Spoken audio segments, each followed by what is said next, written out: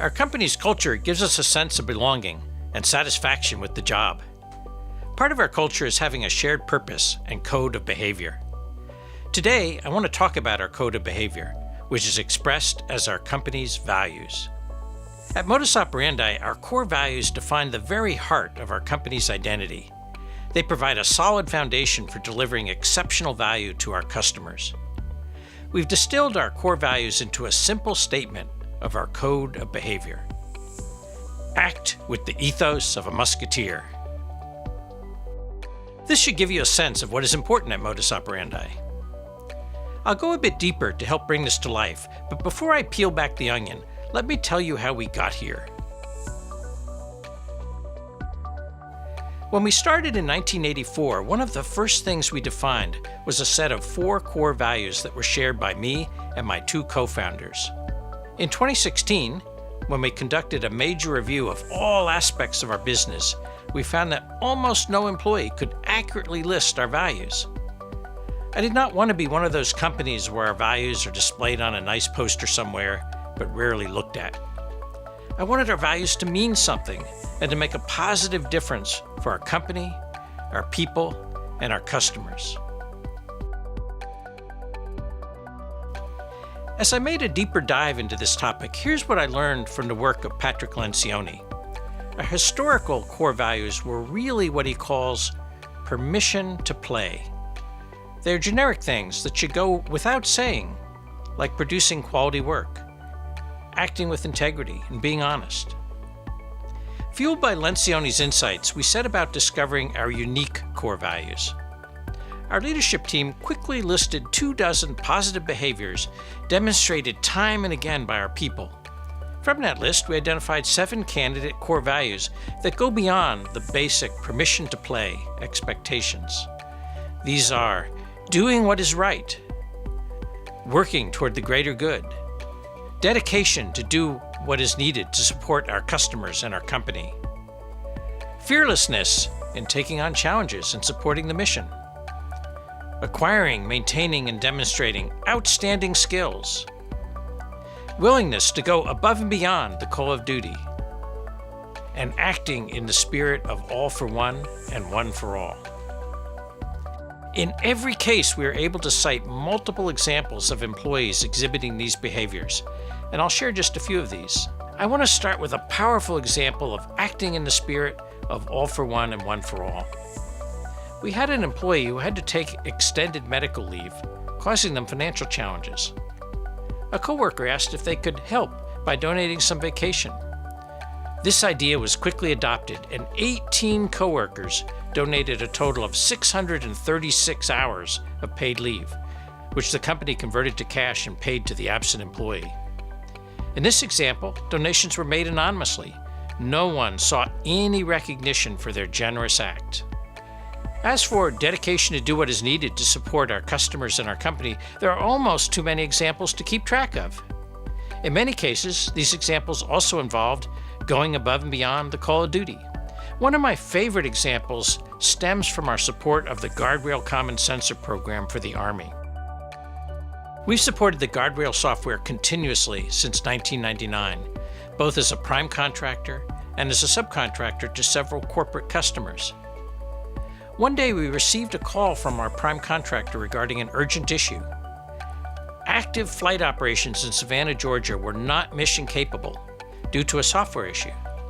Our customer thought that our software might be the cause.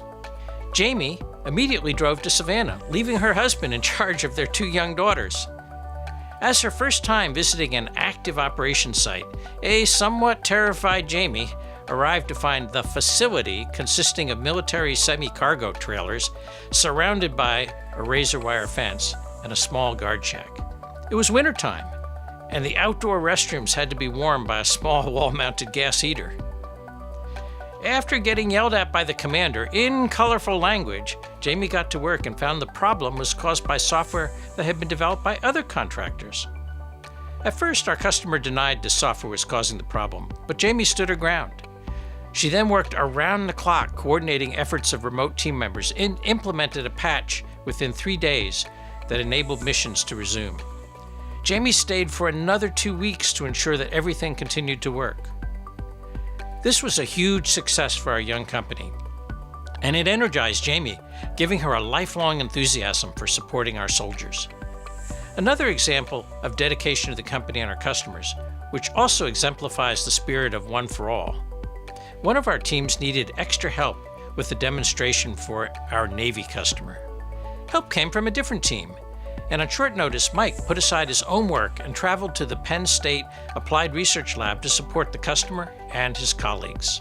Fearlessness is not your typical core value, but it's another behavior that our people demonstrate time and again, especially when called upon to move out of their comfort zone and take on new challenges to support the company.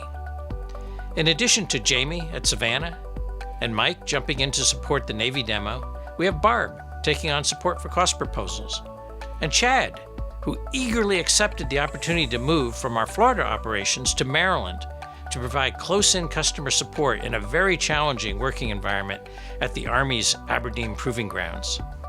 And we have Kim, who took on the lead role with 2 major customers on short notice and has done an outstanding job ensuring our continued exceptional performance.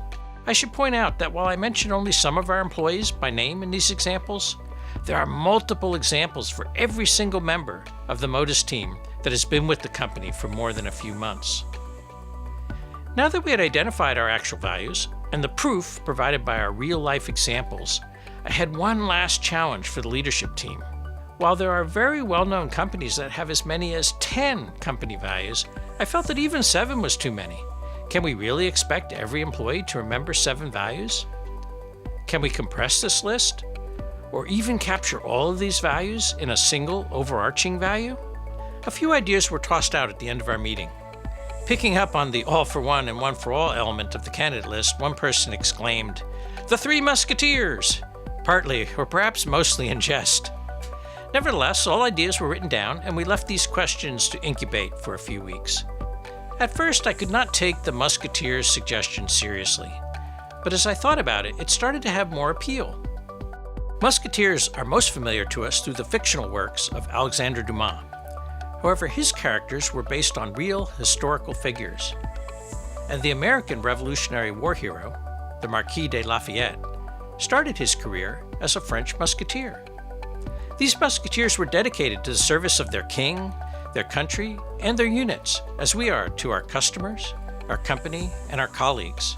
They continuously honed their skills, were fearless and highly loyal to each other, and countless times went above and beyond the call of duty in the service of the greater good, making them a fitting namesake for our core values. So, with a little rewording to express a code of behavior, our core values became: act with the ethos of a musketeer. As you reflect on the real-life examples I shared, it will become apparent to you that these values are not something that we can force upon you. As an employee at Modus Operandi, you are here because these are already part of your core. At best, we can teach by example how to make these values shine even brighter. When faced with difficult decisions, the values help us find the right path. They guide us to find the right people with the right stuff to work alongside us. I welcome you as fellow Modusketeers on our continued journey to build a great company from the foundation that you and your colleagues provide, the great people.